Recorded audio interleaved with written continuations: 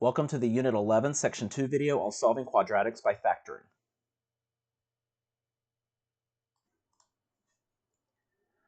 A quadratic equation in one variable can be written in standard form. ax squared plus bx plus c equals 0. You can use factoring to solve certain quadratic equations. The solutions of a quadratic equation are called the roots or zeros of the equation. If the left side of ax squared plus bx plus c can be factored, then the equation can be solved using the zero product property. And the zero product property states that for any real numbers a and b, if ab equals 0, then a equals 0 or b equals 0, because you have to have one of those two be 0 to get 0 as your answer on the other side. The other option is both pieces could also be 0, but we know at least one or the other has to be 0. So let's factor x squared plus 4x minus 21 equals 0 by first factoring the quadratic expression. So you will factor that trinomial, find two numbers that multiply to give you negative 21, that add to give you 4, and the numbers that you will find are negative 3 and 7. So this factors down into x minus 3 times x plus 7. Now of those two pieces, one of them have to be 0. So we're going to set each factor equal to 0, x minus 3 equals 0, and x plus 7 equals 0, and then we'll solve each one. So we'll add 3 to each side on the first one to get x equals 3. We'll subtract 7 on each side on the other one to get x equals negative 7. So the two solutions are 3 and negative 7, so this quadratic has two roots. And those two roots, when you graphed, are your x-intercepts.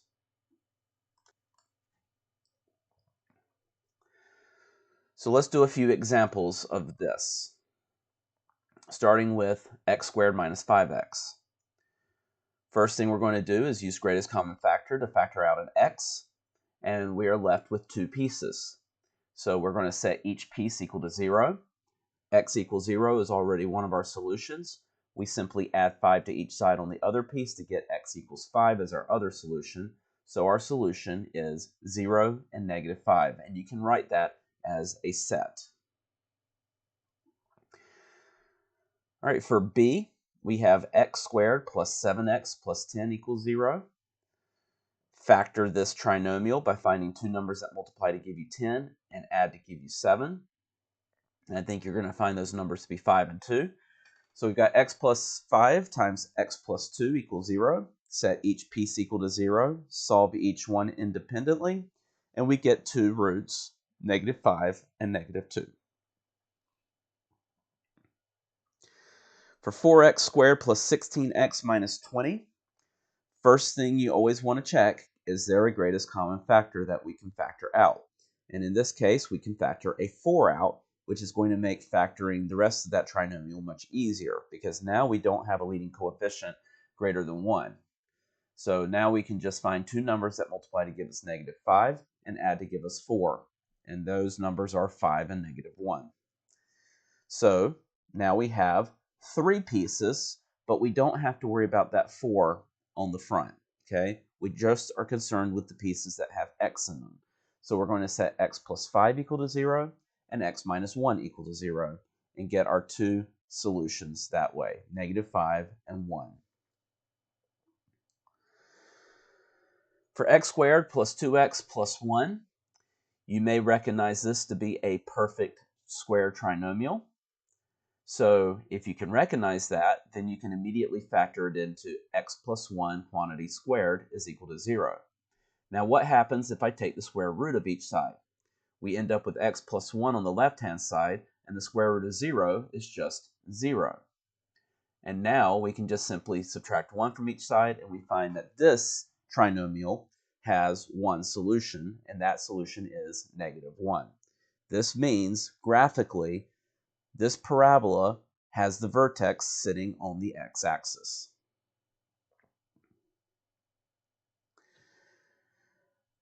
For this example, we have 3x squared minus 4x plus 1 equals 0. We have a leading coefficient that is greater than 1. We cannot factor out a greatest common factor, so we are going to have to go to the AC method. two numbers that multiply to give us 3, and add to give us -4. And those numbers are -3 and -1. So we split the middle term up into -3x minus x, and then we factor by grouping.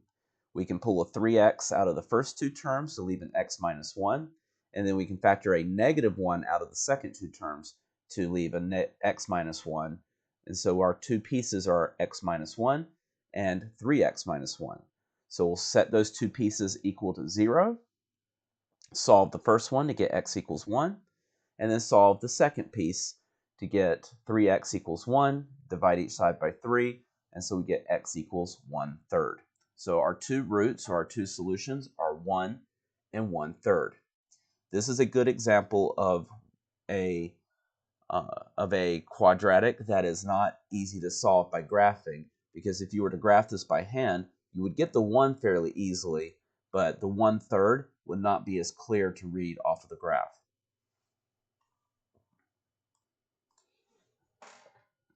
Quadratic equations should first be rewritten in standard form. Then the equation can be solved by factoring.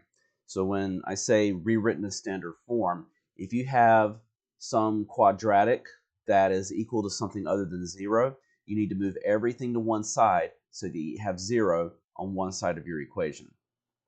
So let's go through a few examples of what this looks like. For a here, we have an 8 sitting by itself on the right side. So I'm going to subtract 8 from each side so that we have some quadratic equaling 0. Now that we have done that, we can simply factor out our greatest common factor, which is x, and then set the two pieces equal to 0. We've got x equals 0 for one piece, and we can solve to get x equals -7 for the other piece. So our two roots, or our two solutions, are x equals 0 and x equals -7. For this example, we need to move the 12x over to the left by subtracting it from each side. So now we have a quadratic equal to 0. We are going to recognize that this is a perfect square trinomial. The square root of the first term is x. The square root of the last term is 6. Put them together, you get 6x, and if you double it, you get 12x, which is what our middle term is. So we take the square root of the first, sine of the middle term, square root of the last, and square the binomial. Take the square root of each side to get x minus 6 equals 0, and then add 6 to get your one and only solution of x equals 6.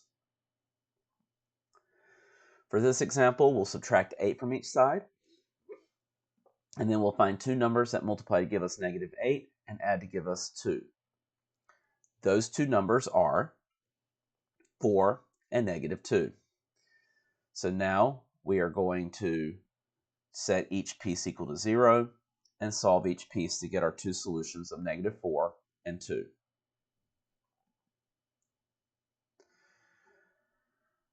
For this example, let's subtract 81 from each side. That gives us a difference of squares that we can easily factor into x plus 9 times x minus 9, set each piece equal to 0, and solve to get the solutions of -9 and +9. For this example, let's move everything to the left by adding the 18 and by subtracting the 18 and adding the 12x. And then we can factor out a -2 to leave us with a trinomial that appears to be a perfect square trinomial. So knowing that it's a perfect square trinomial, we'll factor it as such. Now we can divide each side by -2, which gives us the squared binomial equal to 0. And then we can take the square root of each side, which gives us x minus 3 equals 0, and then add 3 to give us x equals 3 as our solution.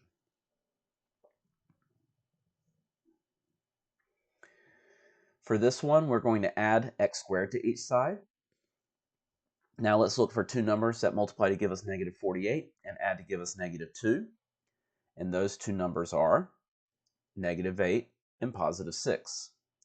Set each piece equal to 0 and solve for our two solutions of 8 and -6.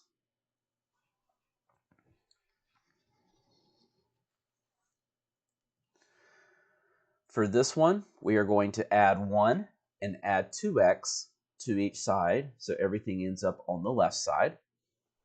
Now we need two numbers that multiply to give us negative 24 and add to give us positive 2. And those two numbers are 6 and negative 4.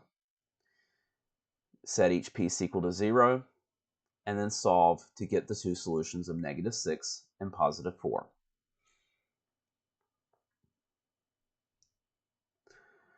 For this example, let's move everything to the left side.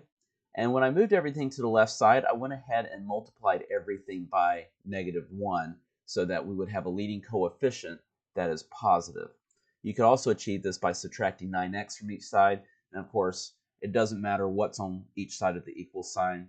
We'll just keep the 0 on the right side. All right, this one does not have a greatest common factor that we can pull out. So we are forced to use the AC method here. We want two numbers that multiply to give us 8 and add to give us negative 9. And those numbers are negative 8 and negative 1. So we split up our middle term to negative 8x and minus x. And then we solve by grouping. So in the first two terms, we can factor out a 2x to leave an x minus 4. In the second term, we'll factor out a negative 1 to get an x minus 4. And so we're left with 2x minus 1 times x minus 4. Set each piece equal to 0 and solve. So on the left one, we add 1 and then divide by 2 to get x equals 1/2. And on the other one, add 4 to get x equals 4. So your two solutions are 1/2 and 4.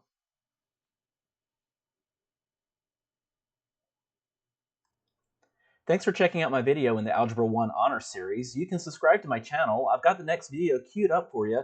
And if you need to check out any of the videos in the course, I've got the course playlist for you here as well. Thanks for watching.